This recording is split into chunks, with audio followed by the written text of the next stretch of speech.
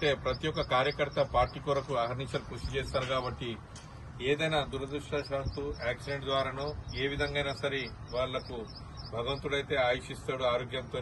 కానీ దురదృష్టవశాత్తు ఎవరైనా చనిపోతే కూడా వారికి పార్టీ తరఫున తనే సొంత పైసలతోని ఇన్సూరెన్స్ కట్టేసి ఏదైనా ఇటువంటి సంఘటన జరిగితే మనకు ఇవ్వటానికి ఈ ఒక చిన్న హెల్ప్ అనేది ఉంటుంది.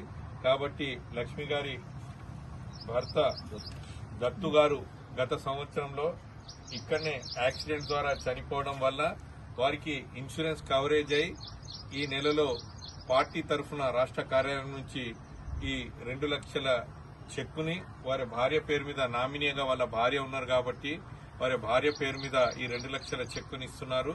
కాబట్టి ఈ జాకోరా ఏదైతే గ్రామ కార్యకర్తలు నాయకులు అదేవిధంగా ఇక్కడ పార్టీని తన భుజస్కంధాలపై వేసుకుని నడుపుతున్న మన జుబేర్ గారు, అదేవిధంగా కామారెడ్డి నుంచి వచ్చిన కౌన్సిలర్లు హఫీజ్, లక్ష్మణ్ వీళ్ళందరి సమక్షంలో ఈరోజు జిల్లా పార్టీ అధ్యక్షునిగా నేను ఈ చెక్కుని లక్ష్మక్కకు ఇవ్వడం జరుగుతుంది. కాబట్టి పార్టీ తరఫున మరొకసారి నేను వీళ్ల తరఫున నా తరఫున కేసీఆర్ గారికి ధన్యవాదాలు తెలుపుతున్నాను.